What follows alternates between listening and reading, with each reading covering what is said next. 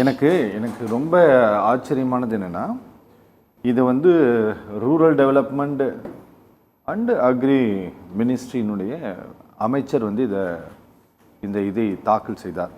கடந்த 2005 இந்த மன்ரேகா இந்த பில்லை யார் சப்மிட் பண்ணாங்க, இது எந்த மினிஸ்ட்ரி கீழே இது வந்ததுன்னு எனக்கு நினைவில்லை. இது வந்து ரூரல் டெவலப்மெண்ட்டுக்கு கீழே தான் வருதா இல்லை இது எம்ப்ளாய்மெண்ட் மினிஸ்ட்ரிக்கு கீழே? இது அமைச்சர் சிவராஜ் சிங் சௌகான் தான் இதை பாஸ் பண்ணியிருக்காங்க. ஓ இருங்க சார், ஓகே அவர் தான் அது ரெண்டு விவசாயமும் அதை பார்க்குறாங்க, அதையும் அவங்க தான் சேர்ந்து பார்த்துட்டு இருக்காங்க. சரி இதுக்கு நான் பதில் சொல்கிறதுக்கு முன்னாடி சார் சொன்னால் அதுக்கு ஒரு விளக்கம் நான் கொடுத்துட்டு வந்தேன். ஏன்னா அவர் ஐடியாலஜிக்கலாக சொல்லிட்டாப்ல, பாரதிய ஜனதா கட்சி வந்து அம்பேத்கரையும் பெரியாரையும் புறக்கணிக்குது, அவங்களுக்கு கண்டாலே பிடிக்கல அப்படின்னு சொல்லிட்டு. நான் அதே தான் சொல்கிறேன். திமுகவுக்கு நான் இது தெளிவாக சொல்ல பிடிக்கல இல்லை சார், நான் சொல்லிடுறேன். இல்லை நான் சொல்லிடுறேன், பிடிக்கல. அவர் வந்து அம்பேத்கரையும் பெரியாரையும் வந்து பாரதிய ஜனதா கட்சிக்கு பிடிக்கல அப்படின்னாங்க. அம்பேத்கரை பாரத பிரதமர் மோடி தூக்கி வச்சு கொண்டாடுற அளவுக்கு கால் மேல் கால் வச்சு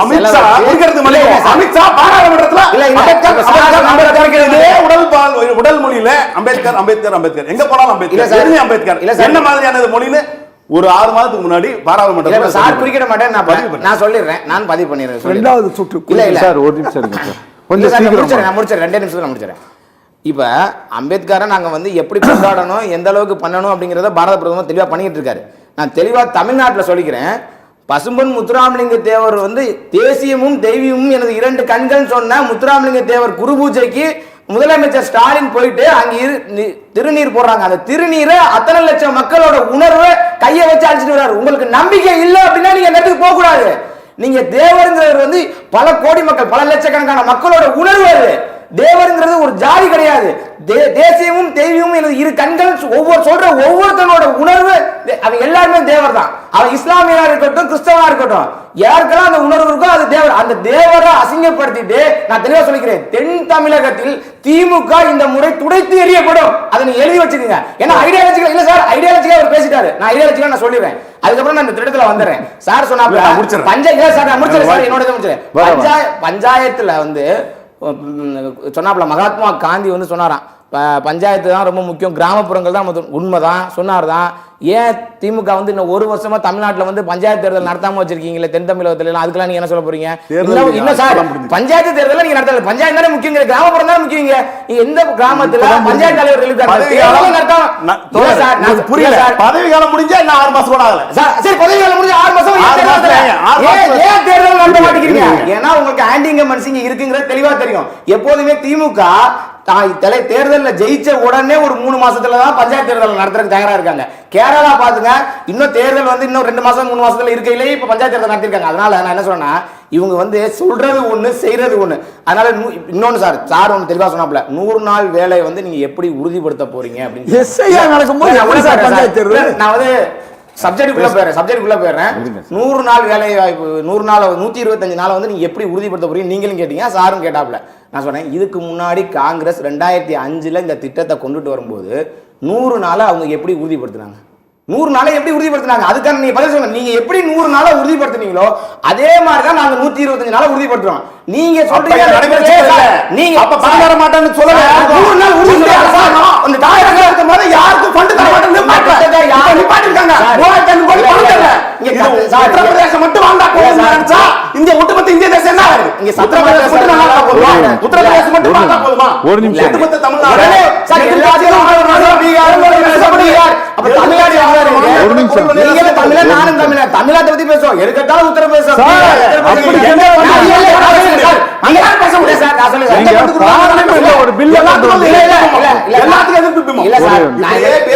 ஒரு நிமிஷம் இருங்க சார். யாரு பேசுறது சார்? நீங்க பார்லிமென்ட் கேட்ட கேள்விக்கு சார் நான் சப்ஜெக்ட்ல வந்துருவோம் சார், விடுங்க சார். நான் கேட்ட கேள்வி என்னன்னா, நீங்க 125 நாளா நாங்க எப்படி உறுதிப்படுத்தணும்னு கேக்குறீங்களா? நீங்க 2005 அந்த சட்டத்தை கொண்டு வரும்போது 100 நாள் நான் உறுதிப்படுத்தப்பட்டேன்னு சொல்லி கொண்டாந்தீங்க. 100 நாளை நீங்க எப்படி உறுதிப்படுத்துனீங்க? நீங்க தான் சொல்றீங்க இந்த திட்டத்துல 30 நாள் தான் வேலை கிடைக்குது, 40 நாள் தான் வேலை கிடைக்குது. அப்ப இந்த திட்டம் நீங்க கொண்டு வரும்போது அது ஃபெயிலியரா? அதை நீங்க ஒத்துக்கிறீங்களா? நாங்க 125 நாள் இந்த திட்டத்துல ஒருத்தர் வேலை முடிச்சிட்டாரு அப்படின்னு சொல்லி நாங்க காட்டிட்டா நீங்க என்ன சொல்ல வரீங்க? திமுக என்ன சொல்லுது? 125 நாள் இங்க உள்ள மக்கள் வந்து கிராமத்துல இருக்க மக்கள் இந்த வேலையை முடிச்சிட்டாங்கன்னா அதுக்கு திமுக என்ன பொறுப்பு இருக்கு? 60-40 விழுக்காடுல இல்ல நான் சொல்றேன் சார், சவாலாவே சொல்றேன். நீங்க இது ஒன்றிய அரசோட சவாலாவே சொல்றேன் சார். 60 விழுக்காடு நீங்க கொடுக்குறீங்க, 40 என்ன மாதிரியான பார்வை? 40 விழுக்காடு மாநில அரசாங்கம் பங்கு கொடுக்குது. 40 விழுக்காடு கொடுக்குற மாநில அரசாங்கத்தோட பங்குக்கு தேவை இருக்கீங்க. ஒரே ஒரு நிமிஷம். என்னன்னா சார் இங்க பாருங்க, நீங்க சென்ட்ரலைஸ்டு ஸ்பான்சர்டு ஸ்கீம்ல, நான் இதை போன நிகழ்ச்சியிலையும் சொல்றேன், இந்த நிகழ்ச்சியிலையும் சொல்றேன், சோஷியல் ஆடிட் இருக்கக்கூடிய ஒரே ஒரு சென்ட்ரலைஸ்டு ஸ்கீம் இது மட்டும்தான். சரியா? இதில் சமூக கணக்கு வழக்குகள் இதில் பார்க்கப்படுகிறது. எந்த இடத்துல வேலை செஞ்சாங்க, யாருக்கு பணம் போனது, எப்படி போனது அப்படிங்கிற எல்லா கணக்குகளையும் நீங்கள் இணையதளத்தின் வழியாக பார்க்கலாம். இப்போது இதில் முறைகேடுகள் நடந்திருக்கிறது. அந்த முறைகேடுகளை ஆர்டிஃபிஷியல் இன்டெலிஜென்ஸ் வழியாக இந்த சட்டத்தின் கீழ் நாங்கள் கண்காணிக்க போகிறோம். அப்படின்னா இதெல்லாம் தான் உங்களுடைய நோபல் கோல். அப்படின்னா நீங்கள் அதை மன்ரேகா திட்டத்தின் மூலமாகவே செய்யலாம். அந்த சட்டத்திலேயே ஒரு அமெண்ட்மெண்ட்டை கொண்டு வந்து 125 நாட்களாக மாற்றலாம். அந்த சட்டத்திலேயே ஒரு திருத்தத்தை கொண்டு வந்து நாங்க இதை சென்ட்ரலைஸா பண்ண போறோம்னு சொல்லலாம். ஆனா அதை நீங்க மொத்தமாகவே துடை தெரிந்து விட்டு இதை கொண்டு வரதுக்கு என்ன காரணம்? நீங்க நேரடியா வந்து காந்தி பேரை ஏன் எடுத்துட்டீங்க? அதான் நீங்க அதான் கேட்க வரீங்க. அதான் திட்டத்துல அந்த மண்டேலா பேரை ஏன் எடுத்துட்டீங்கன்னு உங்களோட கேள்வி.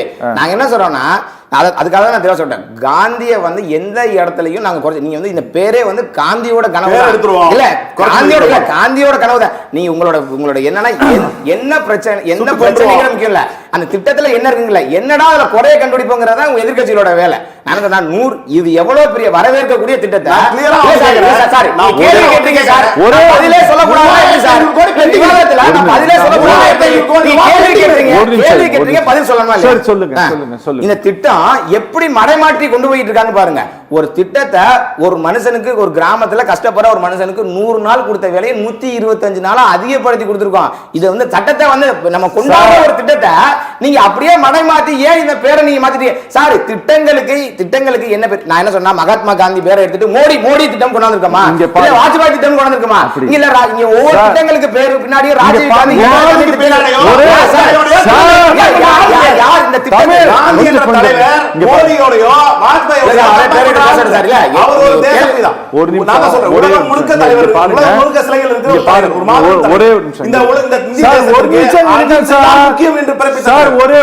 இங்க பாருங்க, நான் வந்து அந்த ஃபண்டுக்காக நான் பேசவே இல்லை.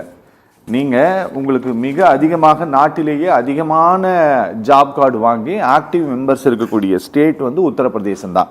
1,18,78,024 பேர், 241 பேர் வேலை செய்கிறாங்க.